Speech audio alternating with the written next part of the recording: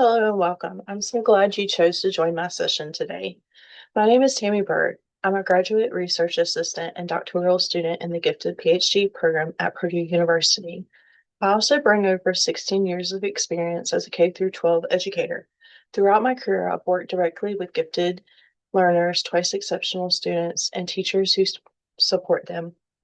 And I know firsthand that creating an inclusive classroom where all gifted learners can thrive is both a challenge, but is one of the most rewarding things we do as educators. This session, Thriving Together, is built on a simple belief. Every gifted and twice exceptional student deserves a classroom where their abilities are challenged, their needs are supported, and their whole self, strengths, and struggles is valued. Over the next 45 minutes, we're going to explore three practical pillars you can use right away in your classroom. By the end of the session, you will have actionable strategies, real world scenarios, and tools you can take home and implement immediately in your classrooms. Whether you're a general education teacher, new to gifted learners, a gifted specialist looking to strengthen your practice, or someone supporting twice exceptional students, I hope you'll find something that speaks to your classroom and your students' needs. Let's get started. So here's what we'll cover together today. First, we'll explore practical differentiation strategies, specific classroom tested techniques like curriculum compacting, enrichment, and flexible pacing that challenge gifted learners while keeping them engaged. Second, we'll dive into supporting social emotional needs proactively because gifted and twice exceptional students often face perfectionism, anxiety, and unique social emotional challenges that can actually get in the way of their learning. We'll look at concrete ways to build self-advocacy, resilience, and emotional well-being. Third, we'll talk about creating strength-based and inclusive classroom cultures, how to build an environment where academic rigor and accommodations go hand in hand, where different learning profiles are celebrated and not tolerated. Throughout this session, you'll encounter reflection prompts, real classroom scenarios, and planning tools. I encourage you to pause, jot down your thoughts, and think about how these ideas might fit into your classroom. The best learning happens when we are actively engaged with the content and make it our own. So why does this matter? Gifted learners need a challenge academically.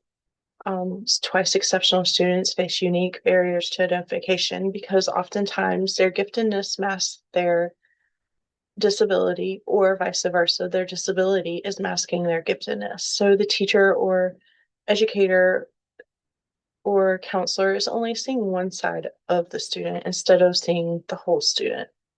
Asynchronous development creates complex needs, and inclusive classrooms benefit all learners, even your gen ed learners. The three pillars framework that I'm gonna talk about is differentiation, social emotional, and inclusive culture. This includes curriculum compacting, enrichment, self-paced learning, while also keeping in mind self-advocacy, resilience, and perfectionism support. We'll also talk about rigor plus accommodations and strength-based practices. Let's start with pillar one, practical differentiation. The foundation of supporting gifted learners is differentiation. Many teachers say they want to differentiate, but they're not sure where to start. The good news, differentiation doesn't have to be complicated. It doesn't mean creating 5 different lesson plans. Differentiation for gifted learners is about meeting them where they are academically and providing opportunities to go deeper, move faster, or explore a new direction, all while keeping them engaged in a meaningful work that matches their readiness. 3 strategies form the backbone of effective differentiation. These are curriculum compacting. This is just where you're going to streamline the grade level material so students who already know don't waste their time on review and can move on to enriched or accelerated work instead. Next is enrichment.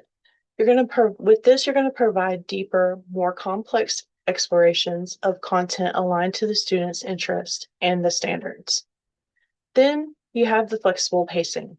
This will allow students to move at different speeds throughout the content rather than keeping everyone locked in to the same pace. Now let me show you what it looks like in practice.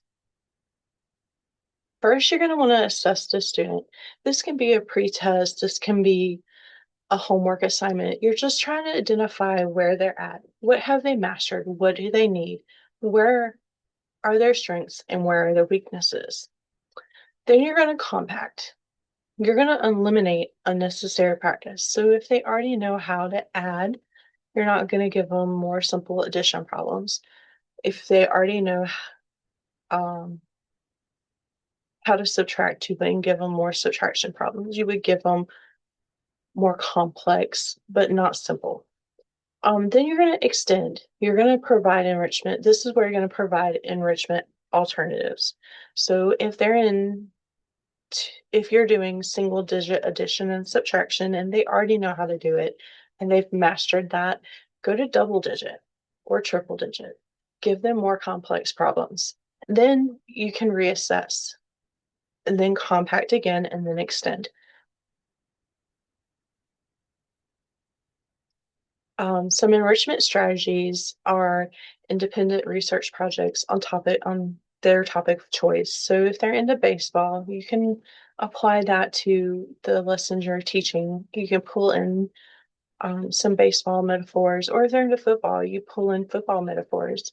Mentorship opportunities with experts. So find experts in your area that would be willing to come and mentor the students. You have a student.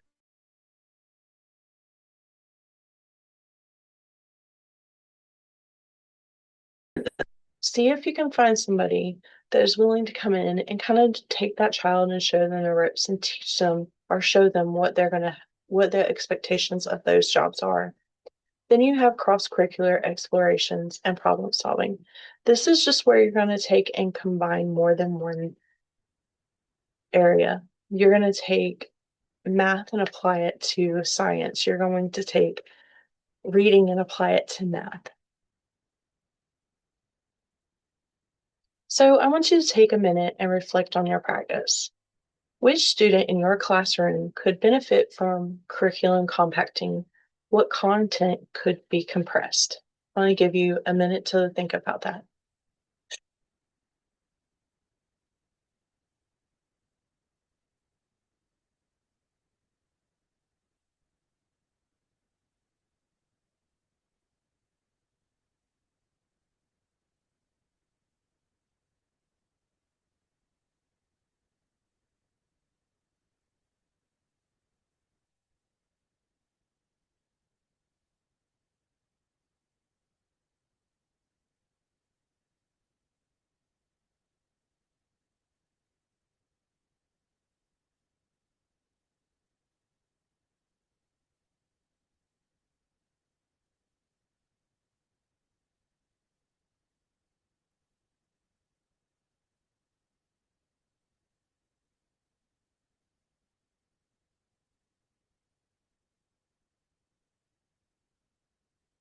Next, we're going to talk about Pillar 2, social emotional support. This is something that often surprises general education teachers. Gifted and twice exceptional students have unique social emotional needs that directly affect their learning. I've worked with brilliant students who shut down because of perfectionism. I've seen twice exceptional kids with incredible strengths in some areas mask or minimize their struggles in others. And I've watched socially isolated gifted learners convince themselves they're not really that smart just to fit in. These aren't problems that just go away on their own. They require intentional and proactive support. In this pillar, we're going to focus on three core areas: self-advocacy, helping students understand and communicate their own needs, strengths, and learning preferences. This is very important for students to be able to identify their own areas of struggle, their own areas where they need help, and how to ask for help. Not just that they need to ask for help, but how to ask for help. I have had students that come across as maybe demanding or rude. They're not really meaning to. They just don't know how to ask for help. So teaching them that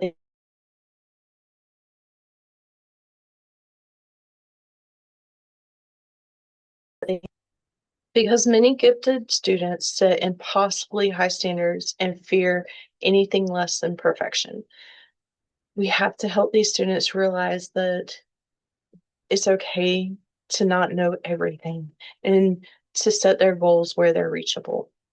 And then we're going to talk about building resilience. We're going to talk about teaching students how to stay engaged with challenging work, learn from their mistakes, and recover when things get hard. All of these skills are teachable, and when we teach them, we see dramatic shifts in engagement, confidence, and well being. So, how do we manage perfectionism? First, we're going to normalize mistakes as learning opportunities. It's all about framing it, it's all about the language that we use. We're going to use a growth mindset language so that way a mistake is a learning lesson, it's not a failure. And we're going to remember to iterate that it's not a failure. You didn't fail. If you learned something from the mistake, it is not a failure. It is a learning lesson. It's a guiding tool. And then we're going to celebrate effort and problem solving, not just outcomes. So if you have a student that struggles with algebraic equations and they got the process right, but they didn't get the right answer, celebrate the fact they got the process right. Celebrate that even though it's a small thing and even though might not have gotten the right answer, they got the process right. Um, this is very important to help them learn and help reframe the mistake or the mistake as a failure instead of a learning opportunity. When we rephrase and we celebrate the small wins, they'll come around to seeing that it was a learning opportunity and not a mistake. So students need to learn to communicate their needs. We need to teach them how to identify their strengths and struggles. We need to teach them how and give them chances to practice requesting help, teach them a respectful way. We need to create um, reflective metacognitive journals. This can help students by letting them think about the process, think about how they done it, and think about how they should have done it. Next is SMART goals. I really love SMART goals because for a perfectionist, this can help them in so many ways. So help them set a specific goal. It needs to be tangible and concrete. And they need to know, what does it look like? When I've accomplished this goal, what will it look like? Um, they also need to be able to explain to you what that will look like. So that way will help make that more concrete of this is the finished product of this goal. It also needs to be measurable. So the goal has an objective measure of success that everyone can understand. And that goes back to being specific and uh, making sure that everybody knows what the goal looks like. What does success look like on this goal? Then it needs to be attainable. It needs to be challenging, but not so much to the point that it's not reachable. It should be within their zone of proximal development. And this is where you, as a teacher or educator, can step in and help them. Students with perfectionism and gifted students always set goals that are way higher than sometimes they can reach because they think they should be able to touch the stars when they can't. And 2E students are no different. We need to help them make sure that it's down on their level, make sure that it is attainable for them. It also needs to be relevant. So the goals should meaningfully contribute to the larger objective.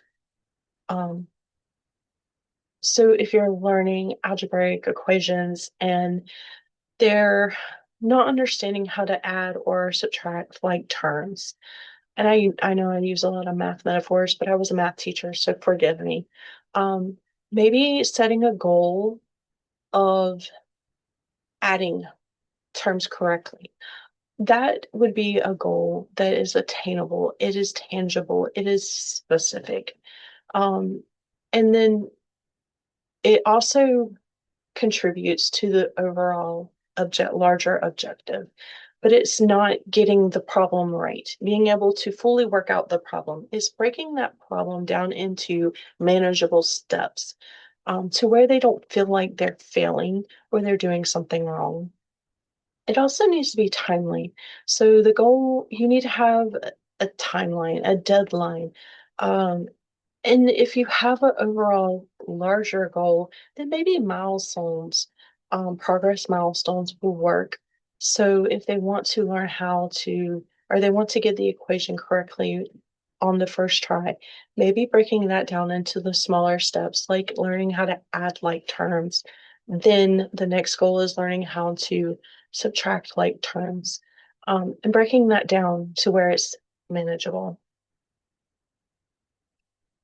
I'm going to let you reflect on your practice once again. What signs of perfectionism do you notice in your students? And how might you reframe mistakes as learning opportunities for your students? And I'm going to give you a minute to think about that.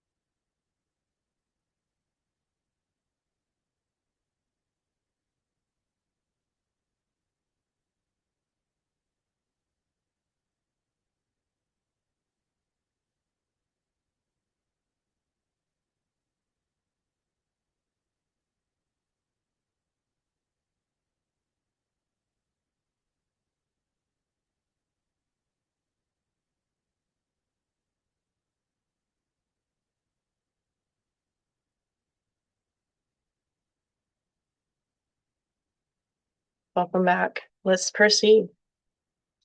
Understanding two e-learners. So two e-learners are both gifted and have learning or physical disabilities. Their abilities often mask their struggles, and they both require challenge and support simultaneously. So your student that has ADHD and is gifted in mathematics may not be able to focus fully on what they're doing at the time, and they may be moving around. So they need the support for their ADHD, but they also need the challenge in the math. They do very well with strength-based identification. This is essential for your two e-learners because oftentimes, like I said, they're misidentified.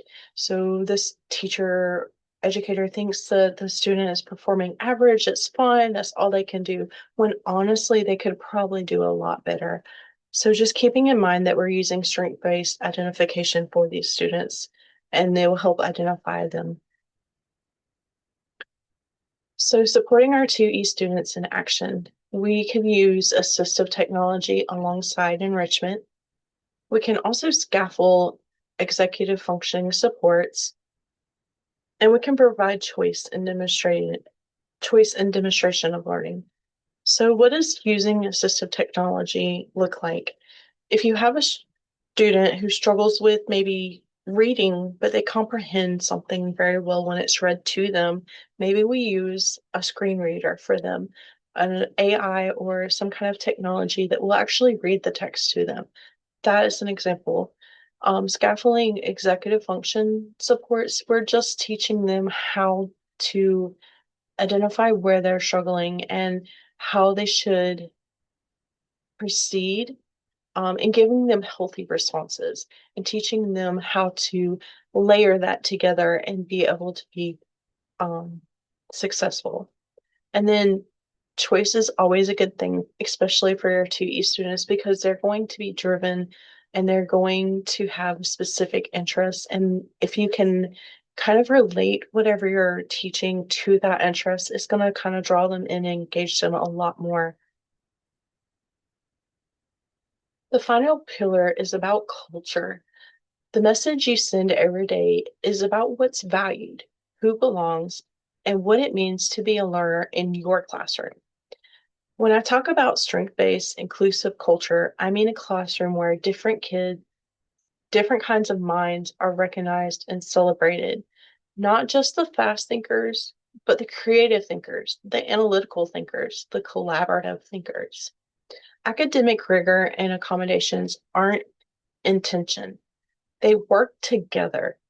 A gifted student with dyslexia gets both challenging content and the support tools they need to access it. A student working on compacted, enriched, or accelerated tasks aren't getting special treatment. They're seen as getting matched challenges, just like everyone else. Mistakes being reframed as productive learning and not failures. This is about lowering the standards and this is not about lowering the standards or making everything easy. Let me say that again. It is not about lowering your standards or making it easy. It's about being intentional about how we challenge the kids, how we support, so that every student, including the gifted and twice exceptional learners, can bring their whole selves to the learning environment. So some practical strategies for inclusion is universal design learning principles, flexible grouping and practice pacing structures, and student-centered choice and voice. Universal learning design is how does the student access the content? That's your multiple means of representation. Next is your multiple means of action and expression. This is where you're looking at how does the student show their learning, right? And then you have multiple means of engagement. How does the student connect with the purpose of the instruction or the curricula that you're teaching?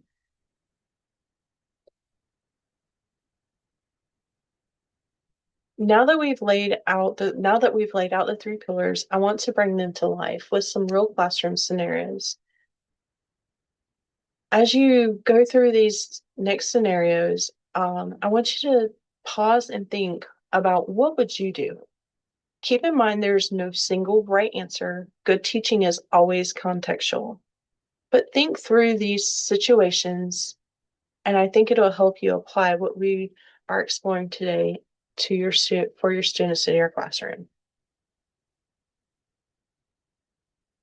The first scenario is your third grade reader is years ahead, but struggles with handwriting and emotional regulation. The class is reading a novel together. How would you differentiate for this student?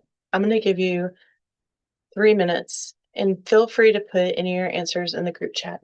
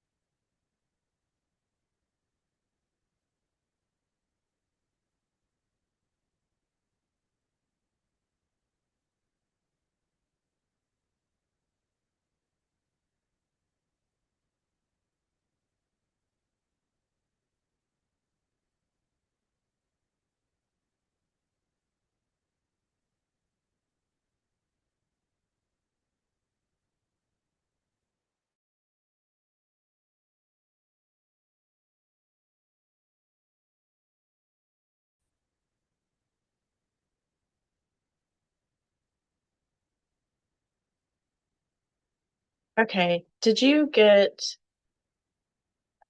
make more challenging book or picking more, maybe a more challenging book or extended response options? Maybe use a same book with a graphic organizer for written responses. Maybe an independent project and a co-teach SEL check-ins. These are just some, and they're not all of the answers. Next, we have a gifted math student who masters concepts quickly, but refuses to attempt harder problems, fearing mistakes. They will not pick up or they will not participate in group work. How do you help this student? I'm going to give you 3 minutes. Feel free to put your answers in the chat.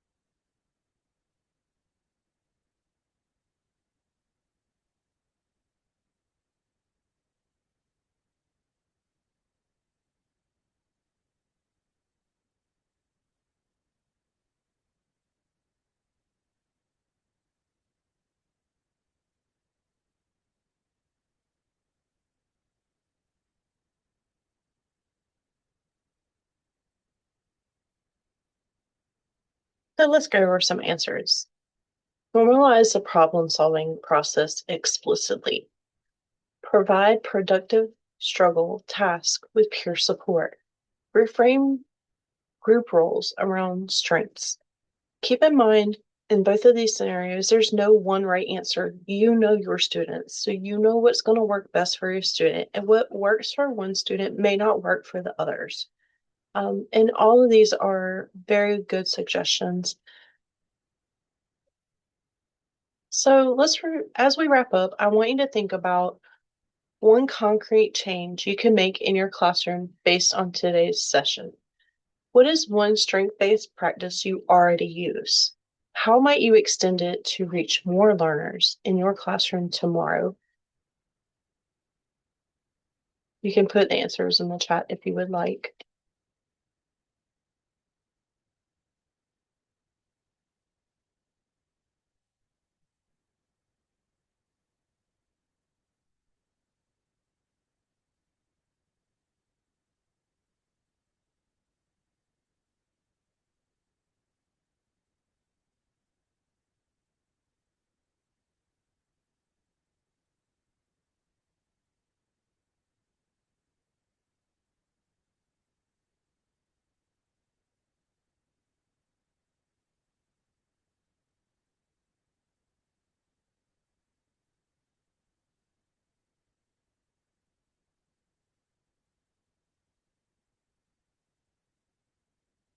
Your action plan. You have a SMART goal worksheet in the materials that I'm going to provide. This isn't busy work, it's a tool to help you turn one idea into an action plan. Goal 1 is which differentiation strategy would you like to implement first? And goal 2 is how we support the student's social emotional growth. Maybe it's implementing curriculum compacting in your next unit. Maybe it's teaching a specific self-advocacy routine. Maybe it's auditing your classroom language to make it more growth-oriented and strength-based. Start small, pick one thing, any one thing. A small, consistent change often creates a bigger impact than trying to overhaul everything at once. Get one thing down, do one thing really, really good, and then focus on the next task you would like to try. And remember, this is hard work, and it's worth it. Every time you meet a gifted or twice exceptional student where they are, challenging them, supporting them, valuing them, you're not just improving their academic skills. You're sending a message that they belong and that their strengths matter and that they can do hard things too. These are the resources that I'm going to go over in just a minute. Please scan the QR code for the templates and feel free to use them and adjust them and make them your own.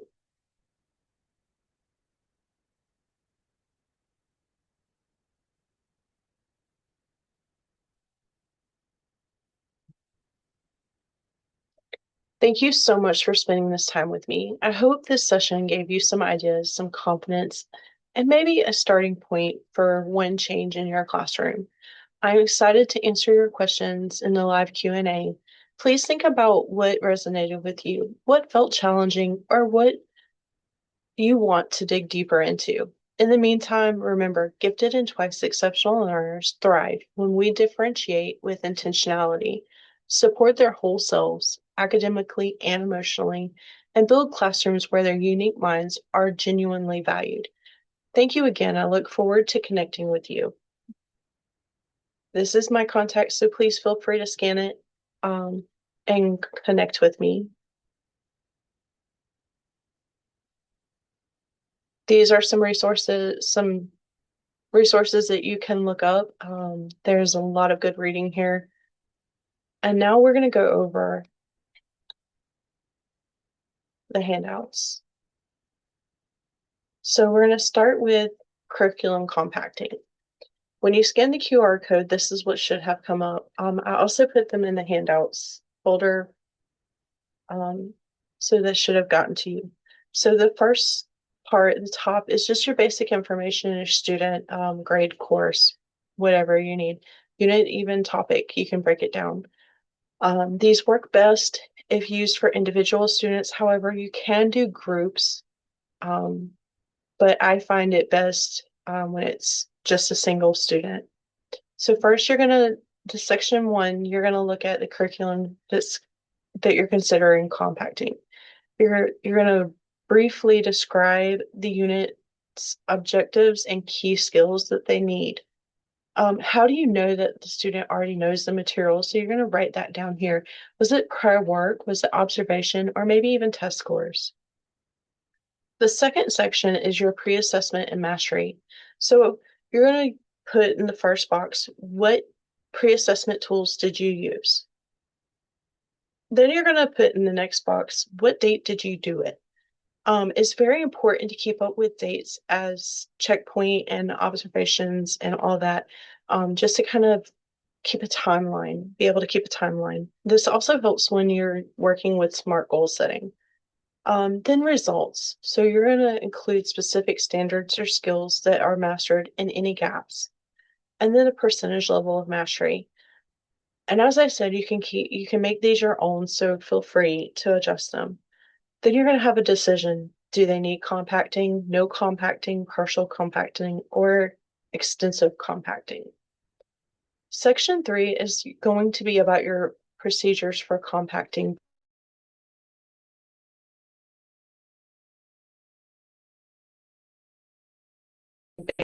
Section 4 is enrichment or acceleration plan. So maybe they've mastered everything and you need to accelerate for the student. So you're going to write what you're going to do in each box. It's very intentional.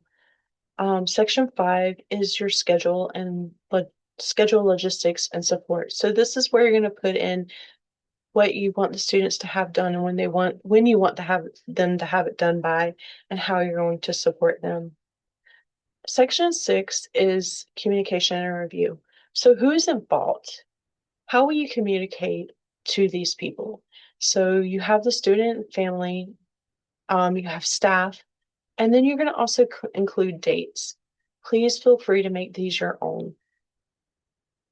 Next is differentiation planning. I tried to make it where it's kind of a simplistic follow guide until you get comfortable with doing it on your own. So section 1, you're going to clarify the learning target. And then you're going to check which one. Section 2, you're going to identify the student's needs, gifted or and 2E. And then you're going to check. This is mainly for you to be able to say, this is what I know and this is what I do not know. Section 3, your plan for compacting or challenge. This is what you're going to commit to doing for the student, and you're going to check one of these. You can check multiple if you would like. I would suggest trying one thing at a time. Section 4 is flexible pacing or grouping. So maybe you didn't need section 3.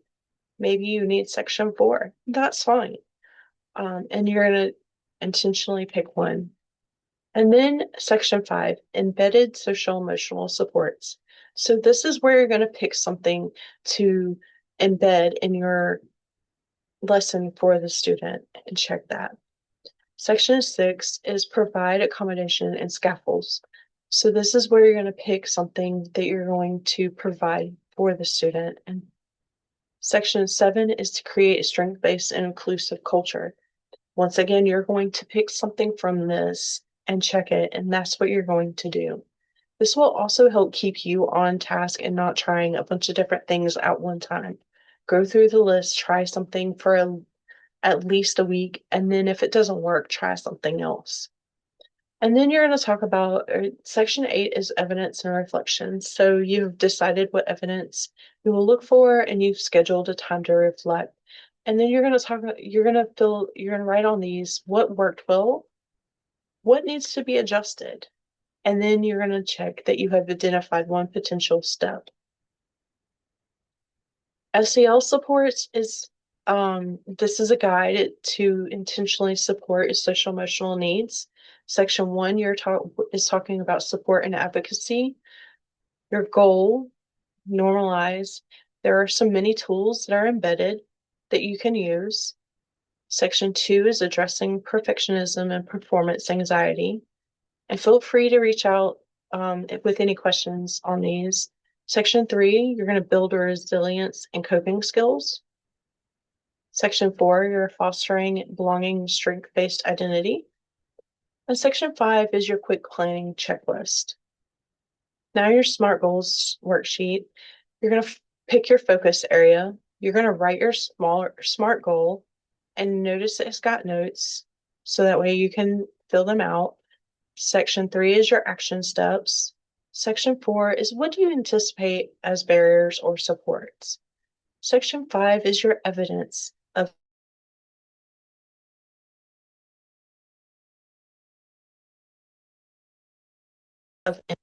how you might adjust it. Thank you once again for joining me in my session. I hope that this was helpful for you.